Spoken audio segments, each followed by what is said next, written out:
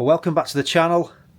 It's been a while, a long time since I've published a video, and looking at the weather today, there's not much chance of topping up my tan. So I've come out with Tom for a bit of a fishing weekend. We've come to my parents' place on the Isle of Anglesey. We're hoping to catch some sea bass tomorrow at Penmon Point. We've tried and failed spectacularly in the past at catching sea bass on lures. I'll be taking Tom tomorrow, and fingers crossed for a positive result. I've brought a portable power station with me. I've used various bits and bobs from Bluetti in the past, so I've been sent to review one of their new units, which is not out yet, but by the time this video goes live it will be, so I'll spin you around. It's not going to be the main focus of the vid, but you know, it does come in handy for weekends such as this. I know we've got some power at this base, but we're going to be out in the car all day.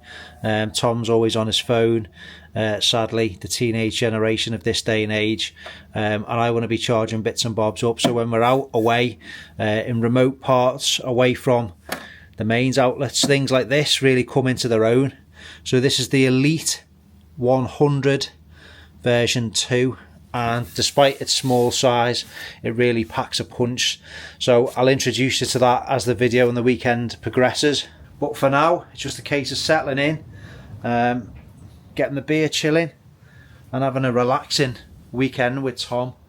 The weather is really atmospheric. Actually, if I just open this door, it's got a creaky floor. It's not me.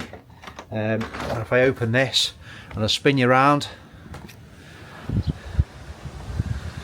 it's really moody looking Red Wharf Bay. You've got the beach just there. It's like a 2-minute walk if that, and you're out on the sand. Got the main channel there. I have actually caught a school bass there once, a couple of years ago, where those boats are moored. Just one school bass. It was only small, definitely not keeping size, but yeah, where those boats are, that's where I caught it, and that was on a lure as well. So yeah, a lovely place, bit of a sea threat in the air, and there's a shipwreck there. It's always exposed at low tide. You probably won't be able to make it out on this lens, but yeah. So that's it, beer, fishing, a little bit of outdoors, and you know, giving the memory cards a workout on the cameras. They haven't been used for a while, so hope you enjoy this one. If you've got any questions about anything we're using, or more importantly, if you've got any tips for catching sea bass, let me know in the comments below, because depending on what happens tomorrow, we might need some help. But for now, we're gonna get the rod out. Hope no disasters befall us. It's quite snaggy area, and catching bass on lures, it's managed to elude me so far for most of my life. I've only caught the one, a school bass in Red Wharf Bay, but we'll have a go, we'll see what happens. Nice southwesterly wind. I think the old saying is, when the wind blows from the west, the fish bite best, and when the wind blows from the east, the fish bite least. So we'll see what happens. Tom said he's going to catch 5. I didn't say it. I didn't say that though. So we'll see if what he says actually comes true.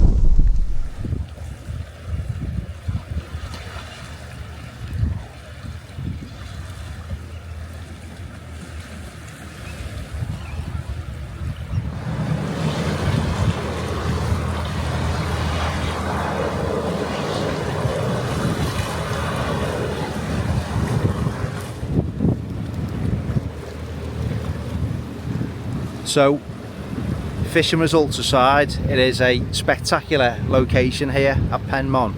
Really nice. You can see the coastline of North Wales, the mountains of Snowdonia. The lighthouse is really iconic. That was one with the last working fog bell in the UK. That's on one of our boat trips from Beaumaris. They tell you all about that. So the tide is way out. We've got a couple of hours until high tide. So we can just relax, see if any of the other fishermen have caught anything. He's caught some seaweed down there. But yeah, we've just got to navigate our way down here. Right, we need to work out a way down. So a bit further down there, I'll be going that way.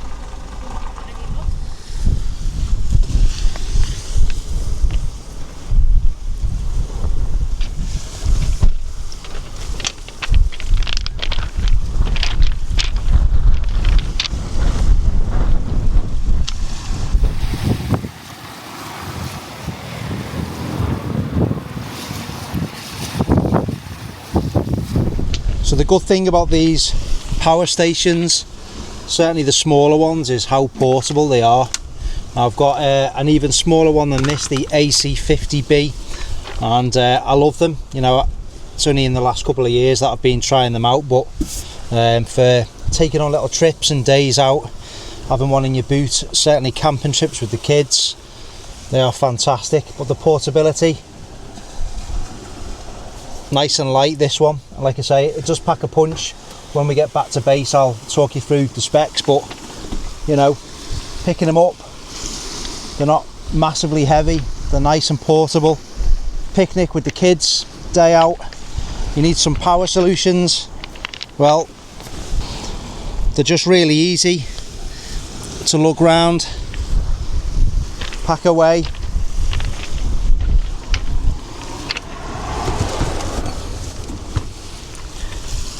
On this particular one, I'll go into it a little bit more detail later on in the video. You can power it from your car 12 volt socket. This is an older vehicle, sometimes the new ones have those 12 volt outlets in the boot. Mine are in the front of the vehicle, but just put that in the footwell and get some charge into it that way. You can also charge it back up using solar. I've actually got a nice compact solar panel there, which is fold out. Just a case of hooking up the correct lead, and it's like a barrel adapter goes in there, and then it's straight into the other end. I'll just actually show you that, getting a bit of juice back in it. Not particularly sunny today, works better when you've got totally cloudless skies, but still I'll just demonstrate that. So whilst it's not the best conditions for solar charging, that's what you do. This is a really compact version. It is getting a bit of juice in there, just about make that out. You have to get it at the best angle, the most efficient angle, and proper sunny conditions. Now they sell loads of different types of solar panels. This is a really compact version. It's great for camping because you can charge your phone directly. This little panel here, there's various different options, and you can just get your USB-C straight into that, so that's handy. But just demonstrating the point, I'm going to get it charging back up while you're having your lunch, anything like that, and that's how that works. So here you can see the front of the device. We've got two AC outs which provide up to 1800 watts. There is a heavy lifting mode on it which does go up to 2700 watts, and the capacity of this is 1024 watt hours. That's how much energy it can store, there or thereabouts. We've got a DC out, 12 volt 10 amp there, and two barrel outs, 12 volt 8 amps. We've got a high powered USB-C, so if your phone supports fast charging, that'll do that. It's 140 watt there. Two USB-A's at 15 watts and a slightly lower powered USB-C at 100 watts. We have a solar input on this one, and it can handle up to 1000 watts of solar in, and charge itself fully in around 70 minutes time, which isn't bad for solar. Obviously that's very much dependent on the weather conditions and the amount of solar intensity. So if you're looking at one of these devices, peace of mind, you get a 5-year warranty from Bluetti. The battery life is rated for 10 years. There's quite a couple of cycles on that with the lithium ion polymer batteries. It's really quiet. It's got two fans. This one runs at around 30 decibels, so it's not going to disturb your neighbours or your peace as you are enjoying the outdoors. And yeah, it weighs 25 pounds. It's quite a small volume, 17 litres all in. So I mean, you can see it, like I say, in the boot. It's nice and small there, and it doesn't take up much space. Another good feature about this one is using the AC charging. When you plug in this actual device into the wall to charge it here, it will get up to 80% in 45 minutes. There is an app on your phone, and there's various different settings. I will show you that on the screen. But you can put it into turbo mode if you really want to get a lot of power into it in a short space of time. But just on the general setting, it's very quick. They've upgraded the internals to allow for quicker charging on 80% in 45 minutes. So if there's a last minute trip and you're in need of some portable power, that's where that comes into its own. So there's a lot of technical specs and jargon there, but there are people out there that like to know, you know, the finite details and specs and stuff. For me, I just like having a portable device which I can take with me. If I've got both kids with me, it'll, you know, charge their phone multiple times. iPads and devices, hopefully, you know, try and keep them off them as much as I can. But it's, you know, it's good to know in a very small package like that, that you've got a lot of power. So the heavy lifting mode, what that means in reality is some appliances draw a lot of current, like an air fryer. You know, can draw a lot, especially when both baskets are on, and sometimes the devices will trip out. So you can go into the app and activate this heavy lifting mode, which temporarily sort of boosts the amount of current it can withstand, so it doesn't overwhelm the circuit. So it can power some of those higher demand devices. I'm going to boil a kettle. It's a normal household kettle, so it's not one of the low voltage ones. I'm going to see how it does. I'm not going to put it in heavy lifting mode. I'm just going to leave it as normal, see if it trips out, and if not, we will activate that other feature. Just to demonstrate that. So I've got my mum and dad's kettle here. You know, if you were out fishing all day, you know, we spent a few hours out there. Like I say, I couldn't find my little kettle, but just having something with you to make a brew, a pot noodle, a hot drink, especially in winter when it's colder, that's where these come into their own. Those little applications like that. And then for emergencies, you know, if you've got a power outage at home, anything like that, or you're working on a laptop, you know, your battery's knackered, you want to make sure that, you know, if you lose mains power, it's going to take over almost instantaneously. It's just those little things, and having that little bit of peace of mind, having one of these in your home, in your shed, in your garage, wherever, just for those little extra applications if you need them. So I'm going to fire this kettle up, see how it copes, and yeah, should be interesting. So the old display there just tells you what's going out. You'll see when I turn the kettle on, there'll be some draw there, obviously, what's going into it on the left hand side. An estimated time left, we're obviously at 97% charge, 99.9 hours left. You know, there's nothing being drawn from it at the moment, so if we were to leave this running, that's how long we got left. So that's just a bit of an estimation of the remaining energy in the device. It's on eco mode, you can see. And like I say, this will pair up with your phone. It's got an app via Bluetooth or Wi-Fi. But we'll get it plugged in. Make sure the AC is off at the moment. Good design feature on some of the older ones. They both were the same orientation, so the leads were like tripping over each other. You couldn't get them to sit in properly. They've addressed that, and there's a 180-degree turn in the actual orientation of the socket. The old kettle there, turn the AC on, comes out there, the DC circuit's on also, we don't need that. I'm going to hit this switch, see what happens.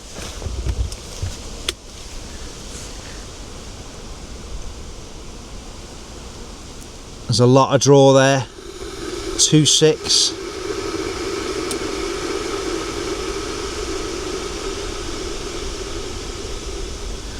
And it's tripped out. That's to be expected because this is a household kettle. It runs off the main circuit and there's an awful amount of draw on that. So all we're going to do now is go into the Bluetti app, activate the heavy lifting mode, and we'll see what happens then. We'll turn it off. So here's the app. We've just connected via the Bluetooth for the time being. Bluetooth signal, battery state at 96%. It obviously mirrors what's on the display there. So if we go into our AC, and where it says power lifting, we're going to turn that on,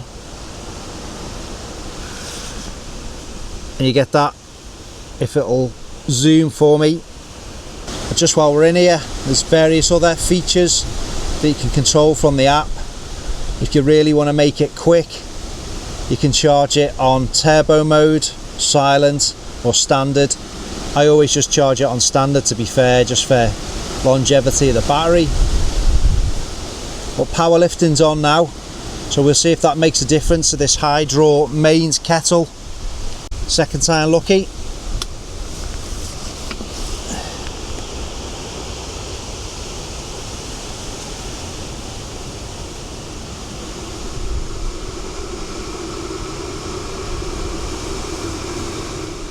So in reality, you'd get what I've got. You'd use your low current devices, you know, like a camping kettle. Some of the ones sometimes you get in hotel rooms, they're little tiny ones. You use something like that which draws less current. You can get hair dryers like that.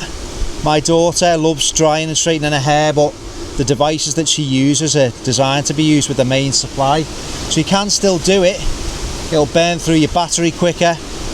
But, you know, a small device like that, almost 2000 watts when we first turned it on. So there's a lot of draw produced by that. If it can't handle it, without it, just turn on heavy lifting and you overcome that problem. So it's just another little versatile feature of these power stations.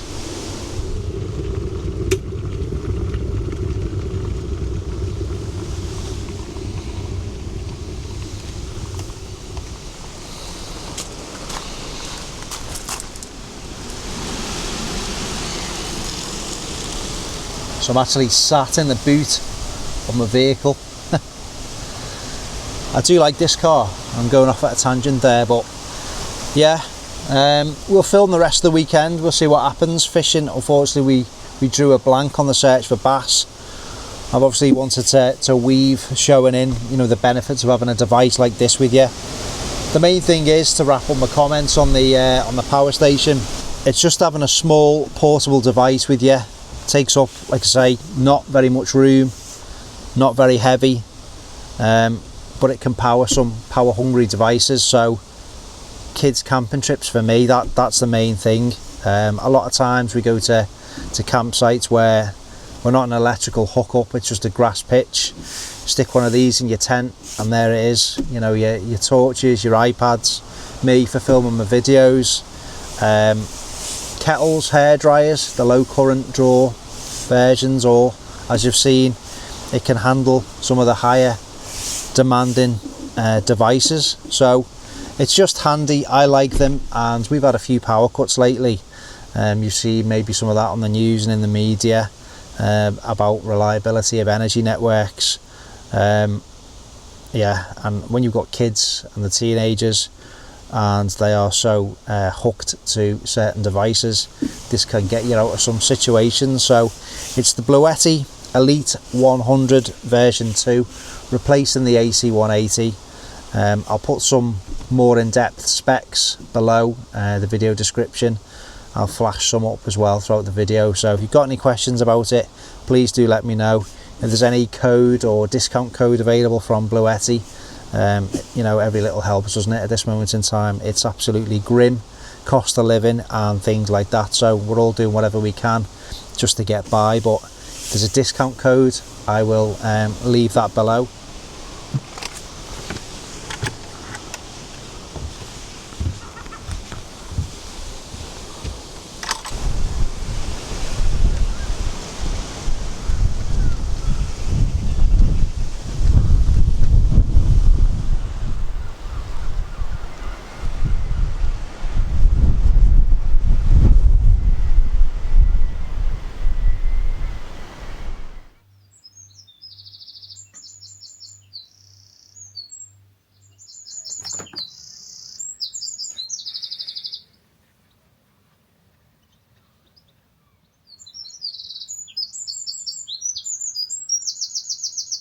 Well, that's it for the end of this trip.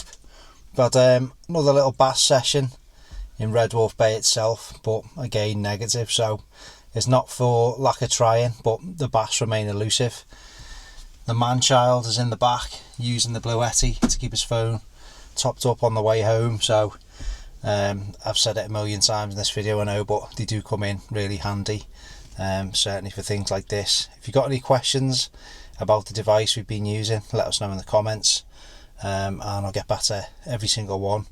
I'll leave the specs and details below in the description too, And finally, just an appeal, if anyone's got any tips for catching sea bass, tackle, rigs, lures, the type of line, weights, anything that we should be using, we'd be eternally grateful, because at the moment and over the past 5 or so years, it's just blank after blank. So yeah, it gets a little bit disheartening at times, but we'll keep trying. So to that end, see you on the next one. I'm not sure when the next wild camping trip's going to be. My free time is very, very limited at this moment in time, but fingers crossed, be able to work something out. See you on the next one, and take care.